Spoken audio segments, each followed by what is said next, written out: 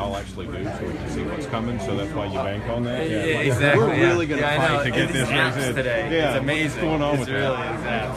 So how much? I mean, a lot of guys are saying no, we can't really learn that much from doing Xfinity, and others say yes. Is it just track by track, or how does that work? Track. Yeah, track by track for sure. You know, some places that you can learn something. Some of them you go out there for a confidence booster, hopefully. Some of them you just go to have some fun, try to win a race. You know, sometimes you drive them to help the team. You know, a lot of times having an experienced driver in the car can help kind of move the program along a little bit. Yeah, so there's a lot of different reasons why a Cup driver would jump into an Xfinity car.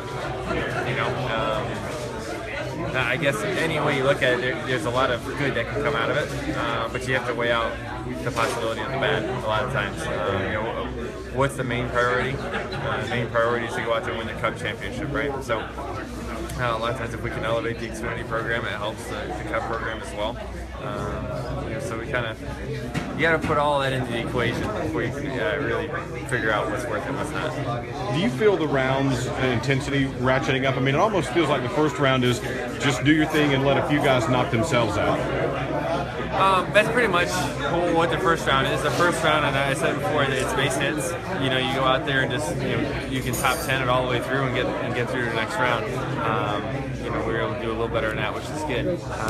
The next round is not quite that easy, right? Because now you have the best 12 teams just still in there, and you got to finish 8th or better. So you got to start picking it up a little bit. You know, you can't have this round. You really can't afford to have a bad race. You know, we've seen a lot of guys get knocked out.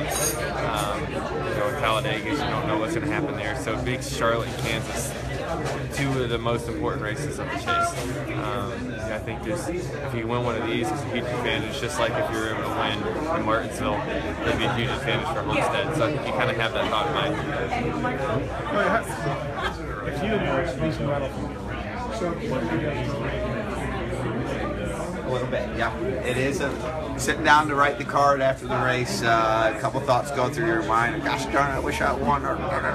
But it's also a good chance to clear your mind and remember how fortunate you are to be a race car. Brad, you talked about the decision making when you're in the middle of a race, deciding whether is this the one that we really push for the win or do we just need to take what we have. How soon in the race? I mean, take us through that thought process. How soon in the race do you know? You don't know. You know, I think in a lot of these races, and this weekend will be a clear explanation of it. The cars change, the track changes, and you can be fast in one part and not the other. I think you have to go in with confidence and assume that you can win every race. That's a must. But when you get to the closing stages, be cognizant of how real that opportunity is. You know, as the track changes, like Charlotte does, as it gets deeper into the night and the temperatures go down, you know, different cars are going to be faster or slower. So your opportunity to perform is never concrete. It's never 100% there or not there. But it requires a level of confidence and belief to go with it, but a level of realism to understand that sometimes that's not going to happen. You need to have a strong day. Do you remember like the time when you knew, okay, I just need to back off for the first time, you know, as you're maturing as a driver? I can't drive wheels on fire all the time. I need to back off, and that's my best friend. It's a difficult thing about a stock car is, and it's part of the nuances of driving the race cars, that you can't run it at 100% all the time.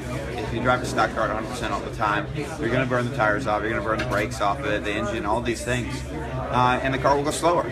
So understanding where that limit is important because you don't want to trip all over yourself. And I think it's one of the joys of being a race car driver, and one of those things that's hard to learn by yourself. Sometimes you learn it the hard way, or you learn it with teammates, and you learn it by losing races by pushing too hard, too early and often. Good deal. All right, U of M football this year. Tell me about, you know, where we're at and how we're doing. We're in great shape. Great Got shape. Rutgers tonight. Looking forward to tuning in. I've already got the DVR set, so now I'll get to watch it because we don't have the race. So that's good. But no, I think they're doing a great job. I mean, still trying to keep the expectations low, but the draft, or I shouldn't say draft class, the signee class that came in, recruits, looks really good for the next few years. So it's pretty exciting. Are you happy about the Spartan struggles? No, I'm not a hater. I don't hate other teams. I get that question a lot. Like, I don't hate Ohio State. I don't hate other teams. I want to see my team just do better. Thank you.